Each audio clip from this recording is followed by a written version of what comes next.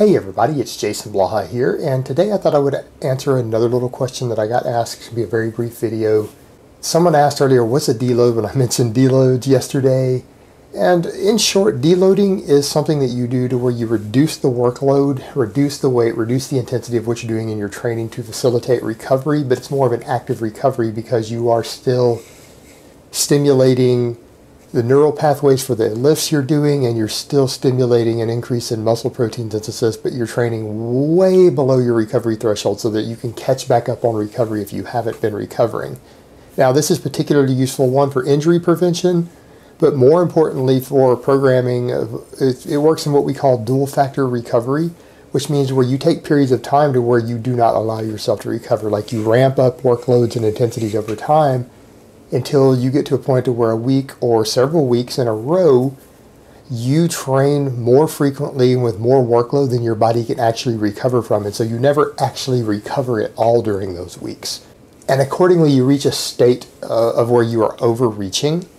And chronic overreaching can eventually lead to overtraining. But if you don't get to the chronic point, it doesn't lead to overtraining. What ends up happening is that you start pushing your body beyond its ability to recover. And then if you back off and deload, in the case of like a lot of my programs, I tell people to cut some of their sets out and cut down and work with 50% of their 1 rep max. So if you've been working with 80% for sets of 5s, you'll cut down to 50%. So if your max is 200 pounds, you might drop down to 100 pounds on that lift and maybe do 8 to 10 reps with it. But nothing anywhere near failure or fatigue. So you're still stimulating the neural pathways from the lift. You're still getting the muscle protein synthesis increase, which is important that you keep those training pathways up, because they'll let you adapt faster to that extra work, because all that work that you did that you were not recovering from and not adapting to, you're not getting stronger from or growing from, catches up with you during the deload week. So at the end of that deload week, if you time it right and do it correctly, you fully recover and you adapt to all that training that was pushing yourself beyond what you could recover from, and you weren't making gains from it. It will let you make a lot of gains in that week. You'll jump back into making progress again after that. So you get to a point to where, again, you overreach to a point to where you can no longer recover because you're training so hard, and then you back off and recover and you grow. You make a pretty good gains in growth and strength overall from it.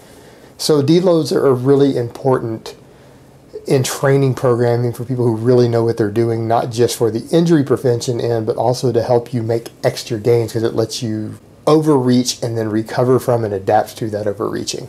All right, guys, but that's really all I have to say on that today. I hope it has been informative, and I will talk to you guys next time.